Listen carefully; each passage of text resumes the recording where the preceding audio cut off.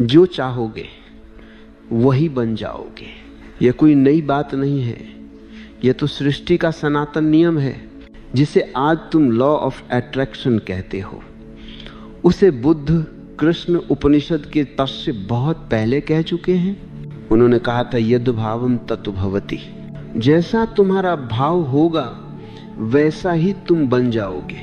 हर मनुष्य एक चुंबक है और ये ब्रह्मांड उसकी तरंगों को सुनता है। तुम्हारे विचार, तुम्हारे भाव, तुम्हारे डर, सब कुछ ऊर्जा है और ये ऊर्जा तुम्हारे चारों ओर एक वर्तुल बनाती है। तुम जहां भी जाते हो यह वर्तुल तुम्हारे साथ चलता है। तुम्हारी सोच, तुम्हारी चेतना का प्रकाश जहां गिरता है वहां तुम्हारा भविष्य अंकुरित होता है। लेकिन मनुष्य अनजान है। वह सोचता है कि जो भी हो रहा है वह बाहरी कारणों से हो रहा है। वह नहीं जानता कि जो कुछ घट रहा है वह भीतर से पैदा हुआ है। तुम जैसा सोचते वैसा ही संसार तुम्हारे चारों ओर बनता है। तुम दुहक सोचो तो दुहक आकर्षित होता है। तुम आनंद सोचो तो आनंद तुम्हारी ओर दौड़ता है। यह कोई जादू नहीं, यह चेतना का विज्ञान है। हर विचार बीज है और हर बीज का फल है। तुम जो बोते हो वही काटते हो। अगर तुम्हारे भीतर भय का बीज है तो परिणाम में केवल बंधन मिलेगा। अगर प्रेम का बीज है तो परिणाम में स्वतंत्रता, जो चाहोगे वही मिलना है, क्योंकि तुम वही हो जो तुम चाहना सीखते हो। लेकिन चाहने की भी दो परतें हैं। एक है मन की चाह, दूसरी है आत्मा की पुकार। मन की चाह हमेशा अधूरी रहती है, क्योंकि मन इच्छा करता है और डरता भी। वह चाहता है सफलता, पर असफलता से डरता है। जब तुम भीतर साक्षी बनते हो, जब तुम अपने विचारों को बिना निर्णय के देखने लगते हो, तब तुम्हें पहली बार पता चलता है कि तुम विचार नहीं हो, तुम सोच नहीं हो, तुम सोचने वाले के साक्षी हो। और वही क्षण है जहां से आकर्षण की असली शक्ति शुरू होती है। क्योंकि जब तक तुम विचारों में खोए रहते हो, तुम वही बनाते हो जो अनजाने में मन दोहराता है। मन एक पुराना टेप रिकॉर्डर है, वह बार बार वही धुन बजाता है और ब्रह्मांड उसी संगीत पर नाचता है। ध्यान में जब तुम शांत होते हो, वह पुराना टेप रुकता है और एक नई संभावना जन्म लेती है। एक नया बीज खुलता है। अब तुम पहली बार सच में चाह सकते हो। क्यों? क्योंकि अब चाह तुम्हारे अस्तित्व से उठती है। वह किसी कमी से नहीं, किसी पूर्णता से उठती है। यहाँ रहस्य है, जितना तुम पूर्ण महसूस करते हो उतना ही जीवन तुम्हें और देता है। जितना तुम खाली महसूस करते हो उतना ही जीवन तुमसे छीन लेता है। क्योंकि अस्तित्व को दरवाजे चाहिए खुले हुए। जहां प्रेम है वहां जीवन बहता है। जहां भय है वहां सब रुक जाता है। कभी तुमने देखा होगा, कुछ लोग कुछ भी मांगते नहीं फिर भी सब कुछ उनके पास आता, और कुछ लोग हर समय मांगते रहते हैं फिर भी जीवन सूखा रहता है। क्योंकि पहले लोग भीतर कृतज्ञ हैं, उनका अस्तित्व पहले से हाँ है, और दूसरे लोग भीतर ना हैं, उनकी आत्मा ही विरोध में है। यह चाहने का रहस्य है। तुम जो सोचते हो वही आकर्षित करते हो, पर जो हो वही पाते हो। अगर तुम भीतर प्रेम हो तो प्रेम आकर्षित होगा। अगर तुम भीतर द्वेष हो तो द्वेष लौटेगा।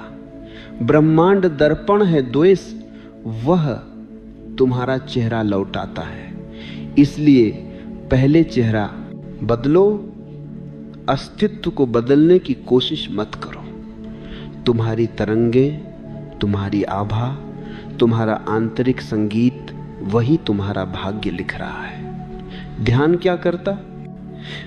वह तुम्हें तुम्हारे भीतर वापस ले जाता है, जहां विचार गिरते हैं, जहां चाह भी मौन हो जाती है, और वहां जो इच्छा उठती है, वह तुम्हारी आत्मा की होती है वह सच्ची होती है।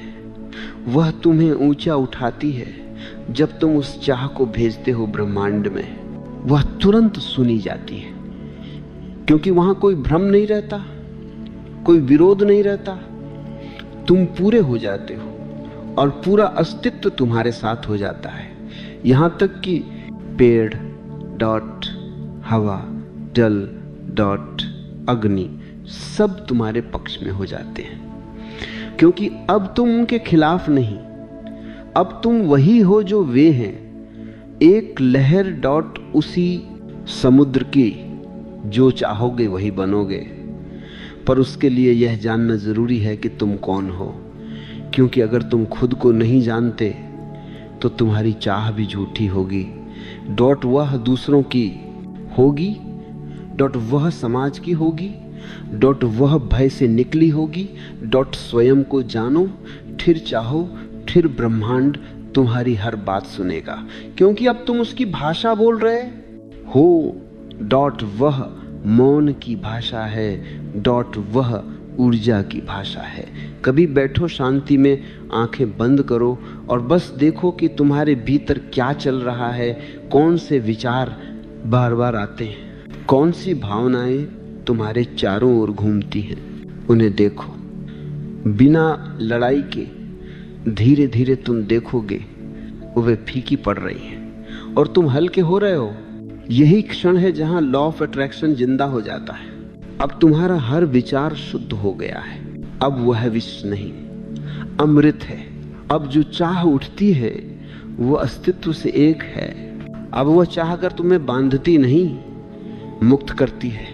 जो चाहोगे वही बनोगे, लेकिन पहले मौन बनो, क्योंकि मौन ही वह भूमि है जहां बीज अंकुरित होता है। जब तुम मौन में उतरते हो, जब तुम्हारे भीतर की तरंगें शांत होती हैं, तब चाहना बदल जाती है।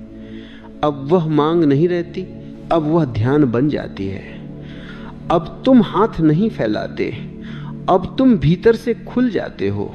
देखो, अस्तित्व केवल उन्हें सुनता है जो खुले हैं, जो जीवन से जूझते नहीं, जो बहाव में हैं, जो कहना छोड़कर सुनना जानते हैं, क्योंकि जो सुनता है वही सृजन करता है। चाहना और स्वीकार, ये दो नहीं हैं, ये एक ही धारा के दो किनारे हैं।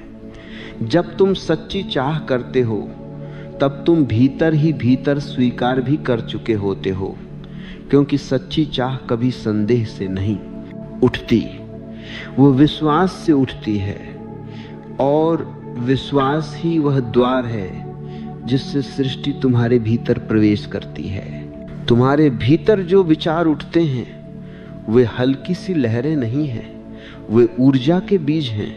हर भावना, हर कल्पना ब्रह्मांड में गूंजती है और वही प्रतिध्वनि बनकर लौटती है तुम्हारे पास। डॉट इसीलिए जो भीतर शुद्ध है वह बाहर सुगंधित होता है, जो भीतर कलुषित है वह बाहर विष बन जाता है। मन यदि क्रोध से भरा है तो संसार तुम्हारे लिए युद्ध भूमि बन जाएगा, और यदि मन प्रेम से भरा है तो वही संसार मंदिर बन जाएगा। अस्तित्व दर्पण है, वह जो तुम हो वही लौट आता है। इसीलिए पहले भीतर परिवर्तन लाओ, फूल पहले भीतर खिलाओ, तब बाहर की बगिया स्वयं सज जाएगी। ध्यान क्या करता है? वह भीतर के कोलाहल को पिघला देता है। जहां विचार रुकते हैं वहां तुम्हारा असली केंद्र दिखाई देता है, और उसी केंद्र से उठी हर चाह सच्ची होती है, क्योंकि वह किसी कमी से नहीं आती, वह पूर्णता से आती है। जब चाहना कमी से जन्म लेती है वह बंधन बन जाती है। जब चाहना पूर्णता से जन्म लेती है वह मुक्ति बन जाती है। मनुष्य अधूरा होकर मांगता है, और जितना मांगता है उतना ही और अधूरा होता जाता है, क्योंकि उसकी चाह में भय छिपा है। वह डरता है कि अगर मिला नहीं तो, और यह डर ऊर्जा को विष बना देता है। पर जिसने भीतर मौन पाया है वह कुछ भी चाहे, उसकी चाह संगीत बन जाती है, क्योंकि अब उसमें कोई डर नहीं, कोई ना नहीं, केवल हाँ है। और अस्तित्व हाँ को सुनता है, ना को नहीं। इसलिए जो कुछ भी चाहो पहले उसे अपने भीतर हाँ बनाओ, मानो वह पहले से घट चुका है, मानो तुम पहले से वही हो। और फिर देखो धीरे धीरे वास्तविकता वैसी ही बनने लगती है। ये कोई जादू नहीं, ये चेतना की गहराई है।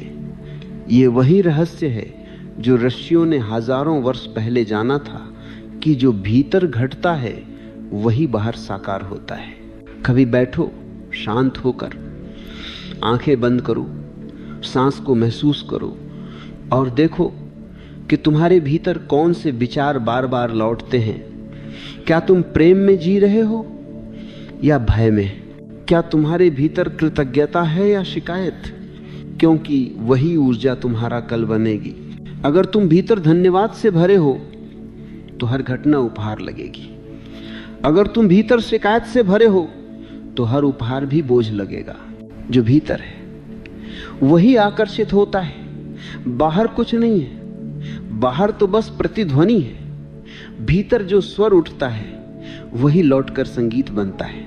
इसलिए चाहो, पर ध्यान से, प्रेम से, कृतज्ञता से, क्योंकि चाहना अगर पूजा बन जाए तो वही तुम्हें ईश्वर के निकट ले जाती है। जो चाहोगे वही बन जाओगे, क्योंकि चाहना ही सृजन है और सृजन वही कर सकता है जो भीतर से मौन है। मौन रहो और जो चाह उठे उसे आशीर्वाद समझो, क्योंकि वही तुम्हारे होने की दिशा है। जब तुमने यह समझ लिया कि जो भीतर घटता है वही बाहर फैलता है, तब एक और रहस्य खुलने लगता है कि केवल सोचने से कुछ नहीं होता, केवल चाहने से भी नहीं। जब तक चाह कर्म में नहीं उतरती, जब तक विचार श्वास नहीं बनते, तब तक सृष्टि का द्वार नहीं खुलता। मनुष्य सोचता है कि कल्पना ही काफी है, पर कल्पना तभी बीज बनती है जब उसमें जीवन का रस हो, जब तुम उसे जीने लगते हो, जब तुम उसका अनुभव करने लगते हो, मानो वह पहले से ही तुम्हारी हड्डियों में बह रहा हो। तुम्हारी हर क्रिया, हर शब्द, हर दृष्टि तुम्हारी आंतरिक तरंग का प्रमाण है। अगर तुम प्रेम से चलते हो तो धरती भी तुम्हारे पांवों को आशीष देती है। अगर तुम क्रोध में चलते हो तो वही धरती भारी लगने लगती है। अस्तित्व बहुत संवेदनशील है, वह तुम्हारे हर कंपन को सुनता है।